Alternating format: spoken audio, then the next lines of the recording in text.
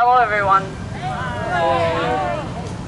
This year's March route, I want to speak a little bit about it because I think, I hope you saw our route on the internet somewhere. Also there's a route distributed here and there, but I hope we can collectively just march.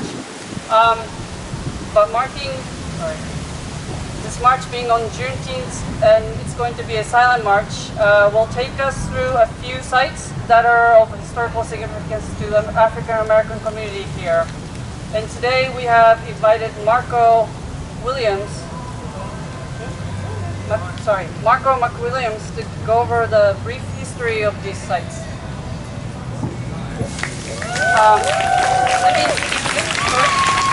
Marco McWilliams is a Mississippi Delta-born Black Studies scholar, published writer, and community activist with nearly 2 decades of experience convening diverse learning communities of engaged scholarship.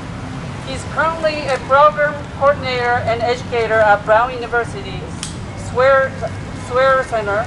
Marco was the founding instructor of the influential Black Studies program at DARE.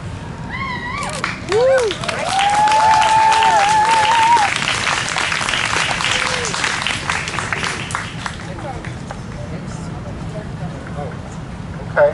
What's up, y'all? Oh my goodness. It's beautiful to see all y'all out here.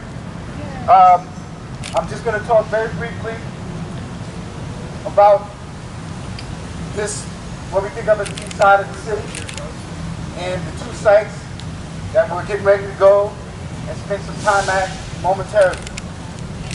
It's important to understand that because Providence is one of the oldest cities in the country, and because this city and this state was a slave trading capital, the shipping industry, the processing, the banking industry, this state fueled the transatlantic slave trade. So there has always been a Black community in Providence.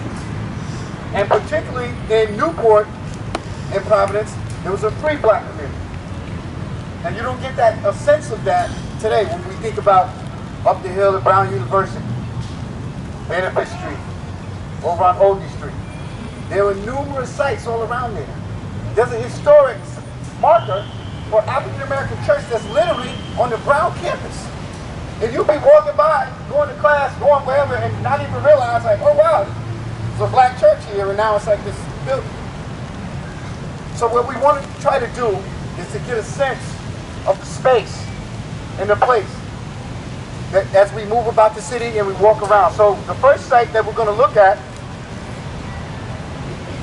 in 1824 and 31, there are 2 major race riots in the city.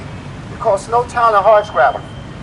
Now I'm going to put race riots in air quotes because particularly in this period, anytime you hear race riot, a little indicator should come off in your mind, and that typically means a Black community living autonomously, living with self-determination, that is read as a threat to white civil society, and they just need any excuse to go and demolish that community. That happened twice. Those 2 race riots will eventually lead to the formal organization of the Providence Police Force. Some years ago, there was a water fire, and it was sponsored by the Providence Police. And you ask, well, why are they sponsoring the water fire? Guess what they were celebrating? They were celebrating the 150th year anniversary. And how many folk were there didn't realize some of the origins of the formation of that. This was the first time that the colony had to organize a militia to come out to put down the rebellion. That's what they called it. So we're going to go to that site where it is. There were 2. We're going to go to that one. Keep in mind, I'll say this quickly, keep in mind the date 1831. What happens in 1831?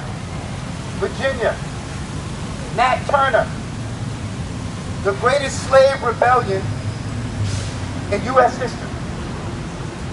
So it's no mistake that black folk are rising up in this year in 1831, just like there's no mistake that we have Black Lives Matter, all Black Lives Matter right now. And then the second site, which is over on Meeting Street, that the building there, right behind the fire department, used to be a school for African American children for a period of time. My point here is that these are spaces that we move about and we travel around in the city all the time, every day, and we have no knowledge, no consciousness. The black invisibility. But we've been here, and we've been making culture here, and we've been living here, and we've been living in resistance, and that's still what we're doing today. Woo!